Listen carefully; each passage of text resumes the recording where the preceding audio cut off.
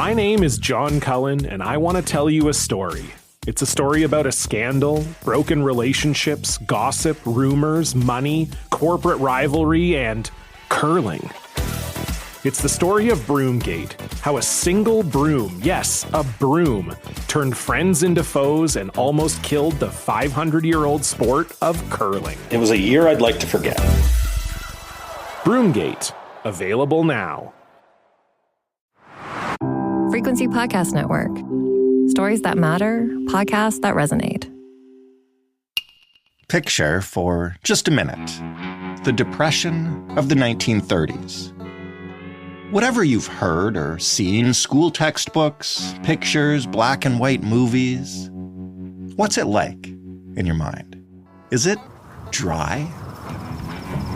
Part of that is a result of black and white images that can't show you any green.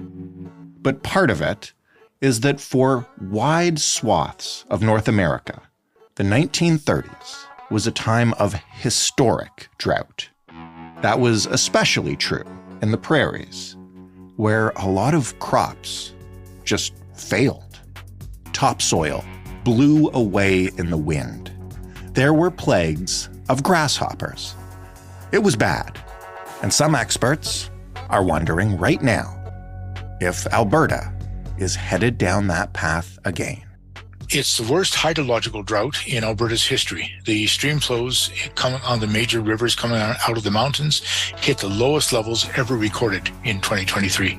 As Alberta continues to deal with extreme drought, the province is being advised to prepare for agricultural disaster, as the spring forecast is not expected to provide much relief for the record-breaking conditions.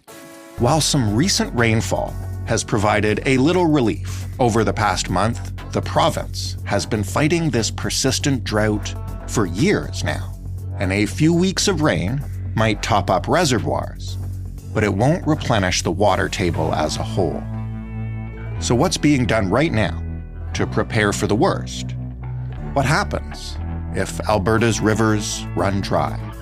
And what do we know about the cause of this drought, and what are our chances of mitigating it?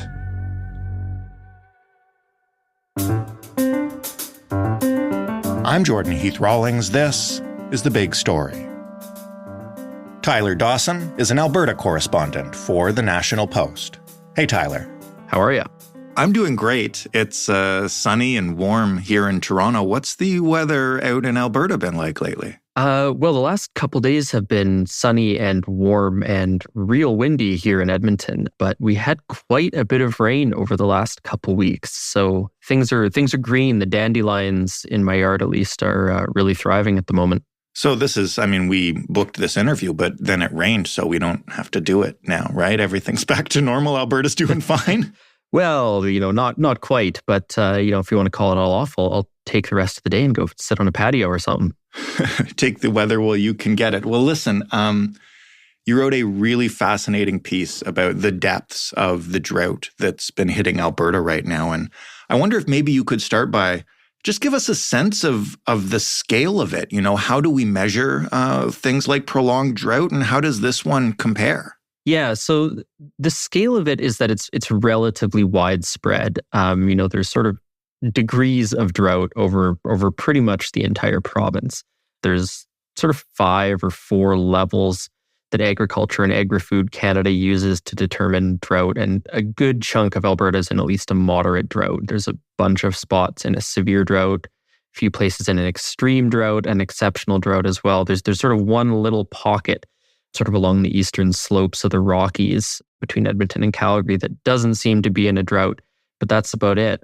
And you can measure it in some ways by the reservoirs that you have that obviously capture snowmelt coming down from the mountains. Right. You can get a level from that reservoir to know where that sort of fits in the historical context. And that'll give you a sense of how little water or how much water you have coming into the system.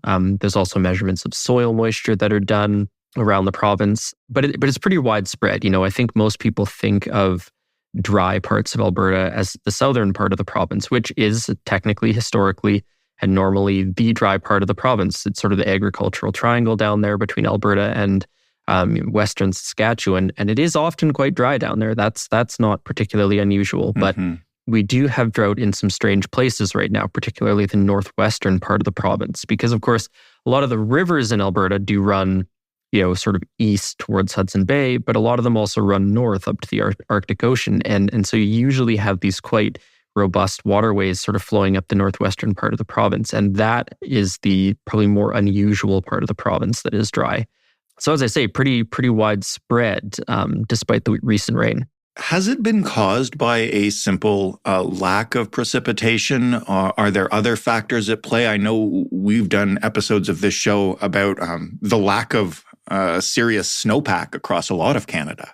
Yeah, that's probably one of the big contributing factors. That there have been dry summers in the past. We could have another dry summer this year, but certainly snowpack seems to be the big one. If you don't have all that snow in the mountains, it's not going to melt and sort of end up in the system that flows through the rest of the province that is used for agriculture and drinking water and what have you. So it is sort of, on one hand, the lack of precipitation by way of rainfall or snowfall, but it's also, of course, the usage that's used along the watercourse. There's been some comparisons to the drought during the Depression years. And of course, Alberta's population is a considerable amount larger than it was 100 years ago. And water is used for all sorts of different things. It's not just irrigation and drinking water anymore. It's people keeping their grass and their lawns green. It's people washing their cars. There's indoor showers and baths and dishwashers and washing machines. Right. So there is varying levels of input into the system each year. But the output is sort of steadily growing as well as the population increases and, more and more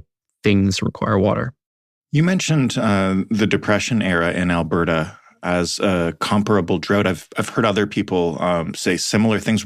Why is that comparison made? And what was it like in Alberta during that time? Well, the comparison is made mainly because that's just such a notable economic depression, but also a notable sort of catastrophic drought. There's the severe drought that began in, I think, about 1929, and it resulted in sort of, biblical occurrences. There was grasshopper plagues, crop failures, the topsoil was blown away. All of this had a pretty major impact on the crops that were grown in the province. And of course, agriculture at that point was, the primary industry in Alberta. The oil and gas had not yet been discovered. And wheat in particular, I think, was sort of the key crop in the prairie provinces, including Alberta. And so when you had this drought and you had massive sort of crop failures, you had, the subsequent economic depression that came from that, and a food issue in terms of producing enough food for everyone as well. So, and this, of course, was not isolated just to Alberta or even just the Canadian prairies. The United States had its own sort of set of drought that caused the same sort of problems across the United States. So part of the reason it's different now is, we aren't taking many photos of drought in black and white. There's sort of a much more apocalyptic images from that period of time, I think mainly because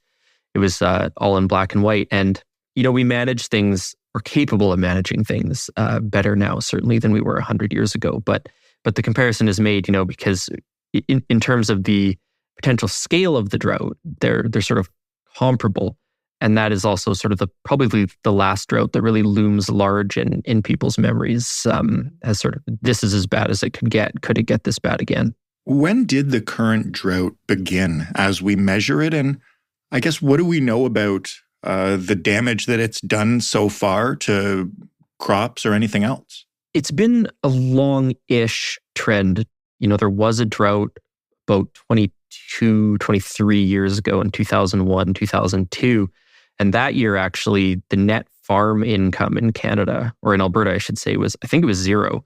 And there were negative farm incomes, actually, in a couple other provinces, Saskatchewan and Manitoba. And that was a coast-to-coast drought. We're not currently in a coast-to-coast drought. Atlantic Canada is doing all right. But there is, moderate drought throughout much of Ontario. Quebec and northern Newfoundland and Labrador have a little bit of drought as well. So the sort of drought state we're in right now, it's a multi-year trend, but not, a 20-odd year trend. It has been quite dry for 2 or 3 years for sure. And the way that it's been explained to me by some experts is you can think of the water system as a sponge.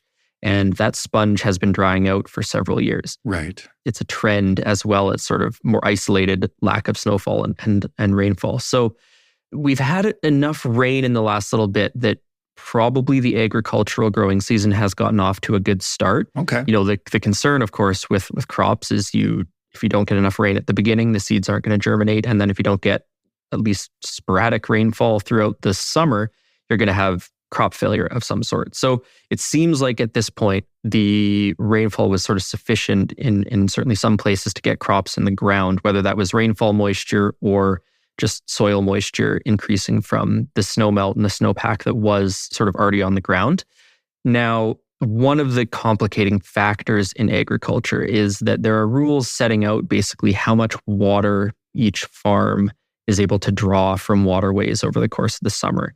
And they get it in sort of inches per acre. And I believe this year, I think it's 8 or 11 inches per acre of water that some farmers are going to get. Now, that's not enough water to get a really, really good crop. So what the people in those regions, primarily in the southern part of the province that I'd mentioned, are hoping for is they've got this sort of baseline amount of water that is probably going to be enough to sustain a crop, maybe not a brilliant one. But so they're certainly hoping for rainfall over the course of the summer that's going to make sure that whatever crop they do get is a good one. So that's sort of the state of play at the moment as the growing season gets underway right now. In the past few years, there have been sort of localized states of agricultural disaster where there's been sort of widespread crop failure within, a certain locality. So we're not talking a province-wide crop failure, but we are maybe talking about a number of crop failures in a particular municipality or part of the province. Too early in the growing season yet, I would say, to know whether or not that's going to happen. But that's certainly something we could see over the course of the summer if things continue to stay relatively dry. My name is John Cullen, and I want to tell you a story. It's a story about a scandal, broken relationships, gossip, rumors, money, corporate rivalry, and curling. It's the story of Broomgate, how a single broom, yes, a broom, turned friends into foes and almost killed the 500-year-old sport of curling. It was a year I'd like to forget. Broomgate, available now. How has the government gone about preparing for a prolonged drought as it's become clear that it's getting drier and drier? And what kind of plan is in place? Yeah, so there's a whole set of rules and agreements and arrangements that sort of govern water use. And that's not unique to Alberta. That's the case in other provinces and much of the Western United States as well. Right. And so what the government has been doing, well, one of the things it did right at the sort of start of the winter or midwinter, I guess, start of the new year, was the Alberta Energy Regulator wrote to the oil and gas sector and said, things are looking dry, you should come up with contingency plans. Because, of course, water is a pretty crucial resource to the oil and gas sector. And the oil and gas sector is a pretty crucial economic sector for the province and the provincial government's treasury. So, what does that look like? That looks like them maybe conserving some water, using less water throughout some months in order to save it for later in the year, for example. So that's one way that they went about tackling it, a relatively direct way. Another way that municipal governments have gone about it is just sort of looking at what their water use is like and setting up some changes around that. So Calgary had announced earlier this year that they were not going to be washing their municipal vehicles, their fleet of vehicles as frequently in order to save water. There'd maybe also be less watering in some of the city's green spaces. There are also various municipalities around the province that, of course, have a system in place to tell people to stop using water, to stop watering their lawns, for example, or to stop using their dishwashers as frequently, something like that. It's funny timing because Calgary did exactly that because there was a major water main break. Of course, this has nothing to do with the drought. I was about to ask you about that. Yeah, they told everybody to stop bathing. Yeah. This has nothing to do with the drought, but they had a massive water main break that put the city's water supply in crisis. So, when you look at your water supply, sure, you've got drinking and doing the dishes and having a shower, but you also have whatever use is in hospitals, whatever use fire department needs if there should be, house fire or something like that. So they said, look, we're in a critical water supply situation. We need to conserve water for these absolutely necessary emergency uses. So please don't run your washing machine. Please don't run your dishwasher. Please don't luxuriate in a bath for 2 hours today. So that's the sort of thing that could, in theory, come into effect, should the drought get worse, right? We're talking about an immediate kind of crisis in Calgary. But those are the sorts of rules that you could certainly see coming into play. Yeah. And people who've been here long enough will certainly remember summers when you were banned from watering your lawn, for example. So that's not totally unusual. Now, The bigger negotiations, the bigger discussions are with what are called water license holders. Now, there's a bit of history to this. When Alberta was first settled, they looked at how they were going to manage water use, and they adopted a model basically from the United States. Whatever waterway you needed, you got a license to take water from it.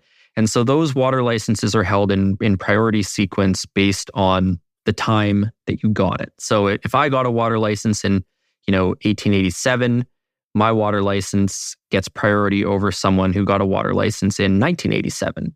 And there's industry, there's agriculture, these municipalities, they all have these licenses to take water from the waterways. So what the government did earlier this year, I think in January, is they opened up negotiations with some of these water license holders on 3 or 4 of the critical southern and central Alberta waterways. And they came to this big water sharing agreement where they said that the priority water holders, the leaseholders, they were only going to take sort of as much as they needed, and they were going to let the rest of that water, literally flow to the next license holders so that nobody ended up running out of water. So it was a pretty unprecedented negotiation by the sounds of things. But that's sort of the fundamental management strategy at the moment is get everyone in a room and discuss how much water they're going to need, how much they could leave to other people, just to make sure that people aren't running out at the end of the queue to get water. Because, of course, the other factor here is that our water also goes to Saskatchewan and it also goes to Manitoba. And so Alberta is entitled to a certain proportion of that water. So we get X percent of water up to the Saskatchewan border. They get X percent of whatever is left over. Manitoba gets X percent of whatever's left over that. So, Alberta can't be like, oh my God, it's really dry. We'll just take it. Yeah, and then the rivers flow to a trickle going into Saskatchewan. So it's this whole sort of complicated network of, treaties and agreements and whatnot. But the basic strategy at this point has been one of sort of negotiation and management as opposed to, say, going into a state of emergency and saying, wow, well, tough luck, Farmer Joe, you don't get any water this year. So hopefully there's enough rain for you. The reason I was going to mention the Calgary thing is not because it's related to the drought, but because as I looked at the tweet that was posting it, I saw a bunch of people underneath it, ostensibly, obviously you don't know, from Calgary, basically saying like, you can't tell me what to do. I pay my water bills. I can take a bath. I can wash my car. How do you enforce something like that on a person-to-person level? I mean, obviously, you can give people tickets for washing their lawns publicly, but like running dishwashers, taking a bath? Mm-hmm. Yeah, I mean, I don't know if there is a way to do it. I suppose you could maybe retroactively look at people's water usage and bills in some fashion and then go knock on the door and be like, hey, I see you used 100 gallons of water on June 6th. What on earth were you doing? How many baths did you have? I think my sense anyways, the fact that the negotiations the provincial government had between the various leaseholders, the fact that they were successful suggests to me that at least sort of the big players, the big water users they're being conciliatory and they're willing to negotiate and come to some sort of agreement on this. Mm. If I was in Calgary and just ran my taps all day, that's still a drop in the bucket, right, unintended, compared to, the water use that a farmer might have on a particular day or an oil and gas installation, a fracking operation or something like that. We were talking just earlier about the rain that has kind of at least gotten this growing season off to a good start.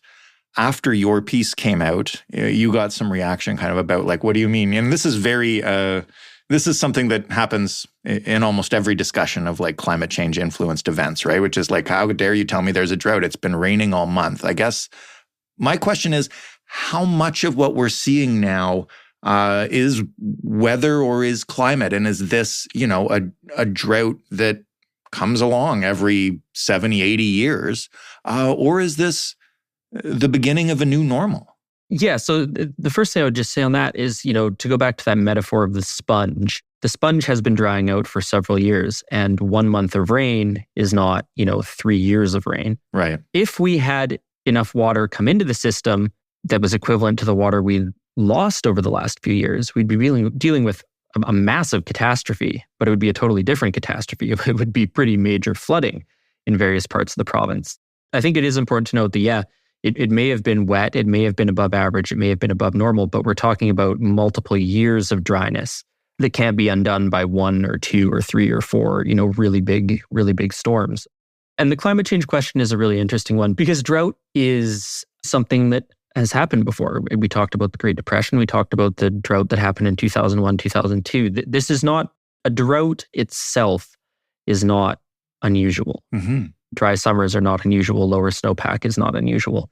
In the same way that, forest fires are not unusual or flooding is not unusual. So, and I'm, no climate scientist here, but my sense certainly is that the thing that moves it from being a inconvenient and unpleasant but relatively natural event is the sort of frequency and severity of this sort of thing. So certainly when we were talking about the northwestern part of the province, that is unusual. That is not something that we would have normally expected. So that could be the weather, that could be, sort of a new sort of climatological trend that is causing that. And, I talked to a farmer down in southern Alberta for the story, and he said one of the weird things that seems to be happening is that rain is sort of hitting in different places, and some places that used to be wet are now dry and vice versa. And so his suspicion, was that there are some sort of climate change weather system impacts that are being felt on even a reasonably local level. The other way that climate change factors in is that drought is also bad for forest fires because, if ecosystems and wetlands dry out, forest fires can spread more easily. If there's less water in waterways to take out to dump on fires, it becomes harder to fight them. If the ground dries out, that's when you have fires sort of persist more easily over the winter as they burn down into the ground itself. So it's, I think, a complicated relationship. So my sense, of course, is that it's both weather and climate change. But the fact that it's been raining does tend to muddy that discussion a little bit. And whether it's a weather cycle or climate change doesn't make this particular moment any more or less inconvenient for anyone. Tyler, thank you so much for this. Oh, thanks for having me. Tyler Dawson, Alberta correspondent for the National Post. That was the big story. For more from us, including big stories on all sorts of ecological disasters, past, present, and future, you can head to thebigstorypodcast.ca. You can offer us your feedback by writing an email and sending it to hello@thebigstorypodcast.ca, or by calling us at 416-935-5935 and leaving us a voicemail. The Big Story is available in any podcast player you might prefer, as well as on your favorite smart speaker. All you got to do is ask it to play the Big Story podcast. And remember, if you like this podcast, and if you've listened to the very end, we hope you do, the best thing you can possibly do is share it with friends and family and even enemies who you think might appreciate it. Thanks for listening. I'm Jordan Heath-Rawlings. We'll talk tomorrow.